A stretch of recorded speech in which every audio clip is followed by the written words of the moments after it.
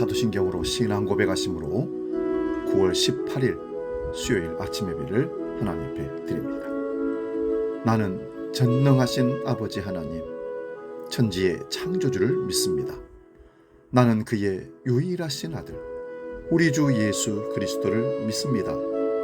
그는 성령으로 잉태되어 동정녀 마리아에게서 나시고 본디오 빌라도에게 고난을 받아 십자가에 못 박혀 죽으시고 장사된 지 사흘 만에 죽은 자 가운데서 다시 살아나셨으며 하늘에 오르시어 전능하신 아버지 하나님 우편에 앉아 계시다가 거기로부터 살아있는 자와 죽은 자를 심판하러 오십니다. 나는 성령을 믿으며 거룩한 공교회와 성도의 교제와 죄를 용서받는 것과 몸의 부활과 영생을 믿습니다. 아멘.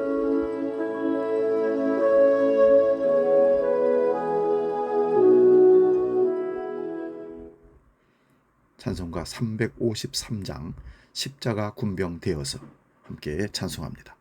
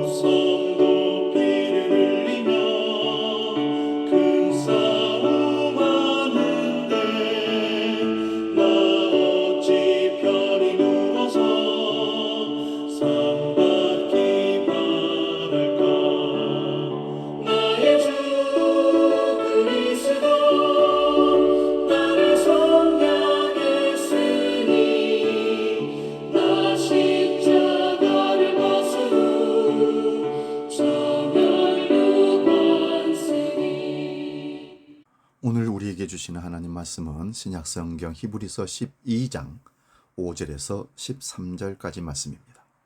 신약성경 367면에 있습니다. 이 말씀 봉독할 때에 살아계신 주님의 음성을 들을 수 있기 바랍니다. 히브리서 12장 5절에서 13절 지금 봉독합니다. 또 아들들에게 권하는 것 같이 너희에게 권면하신 말씀도 잊었도다. 일러스되 내 아들아 주의 징계하심을 경히 여기지 말며 그에게 꾸지람을 받을 때에 낙심하지 말라.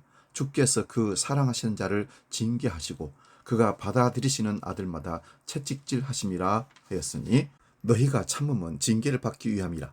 하나님이 아들과 같이 너희를 대우하시나니 어찌 아버지가 징계하지 않는 아들이 있으리요. 징계는 다 받는 것이오늘 너희에게 없으면 사생자요 친아들이 아니니라. 또 우리 육신의 아버지가 우리를 징계하여도 공경하였거든 하물며 모든 영의 아버지께 더욱 복종하며 살려 하지 않겠느냐? 그들은 잠시 자기의 뜻대로 우리를 징계하였거니와 오직 하나님은 우리의 유익을 위하여 그의 거룩하심에 참여하게 하시느니라. 무릇 징계가 당시에는 즐거워보지 않고 슬퍼 보이나 후에 그로 말미암아 연단받은 자들은 의와 평강의 열매를 맺느니라. 그러므로 피곤한 손과 연약한 무릎을 일으켜 세우고 너희 발을 위하여 곧은 길을 만들어 저는 다리로 하여금 어그러지지 않고 고침을 받게 하라. 아멘. 봉독한 말씀으로 인생 훈련소 이런 제목으로 말씀의 은혜를 나눕니다. 군인이 되기 위해서는 반드시 훈련소에 입소해서 소중의 기본 교육을 받고 자대에 배치되어야 군인이라고 할 수 있습니다. 훈련소를 통하지 않고도 군인이 되는 방법은 없습니다. 마찬가지로 신앙도 훈련의 과정이 반드시 필요합니다. 이스라엘 백성들이 종살이하던 애굽에서 탈출하여 광야로 나온 이유는 하나님의 의도였습니다. 오직 하나님만 바라보는 신앙 훈련이 필요했기 때문입니다.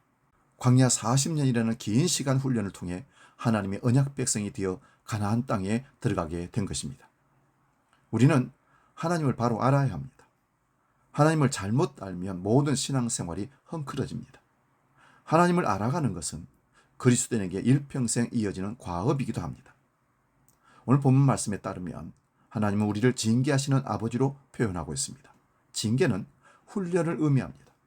훈련을 좋아하는 사람은 거의 없겠지만 훈련은 좋은 것이요 꼭 필요한 것입니다. 하나님께서 우리를 훈련하시는 목적은 우리의 유익을 위한 것이라고 10절에 말씀합니다. 10절 말씀 봅니다. 그들은 잠시 자기의 뜻대로 우리를 징계하였거니와 오직 하나님은 우리의 유익을 위하여 그의 거룩하심에 참여하게 하시느니라. 그렇다면 우리가 훈련을 통해서 얻는 유익이 무엇일까요? 첫째는 훈련은 하나님의 자녀임을 확신하게 합니다. 훈련은 부모 자식이라는 관계 때문에 생기는 것입니다. 본문 8절을 봅니다. 징계는 다 받는 것이오늘 너희에게 징계가 없으면 사생자요 친아들이 아니니라. 부모는 자식 잘되기를 바라기 때문에 비뚤어지는 것을 가만두고 볼 수가 없습니다. 그래서 속이 쓰리고 아파도 꾸짖고 매를 둘 수밖에 없는 것입니다. 자식이라면 부모님이 나를 진심으로 사랑하기 때문에 나를 훈련하신다는 사실을 알아야 합니다. 훈련은 우리가 하나님의 자녀라고 하는 확신을 갖게 해줍니다. 즉 훈련은 관계를 확인하는 증거 중에 하나입니다. 지금 우리가 힘든 훈련을 받고 있다고 느낀다면 그 이유는 우리가 하나님의 자녀이기 때문입니다. 두 번째는 훈련은 하나님 아버지의 거룩하심에 참여하게 한다는 것입니다. 참여한다는 말은 함께 나누어지는 것을 의미합니다. 우리는 훈련을 통해 하나님의 거룩하심을 공유하고 그를 닮아가게 됩니다.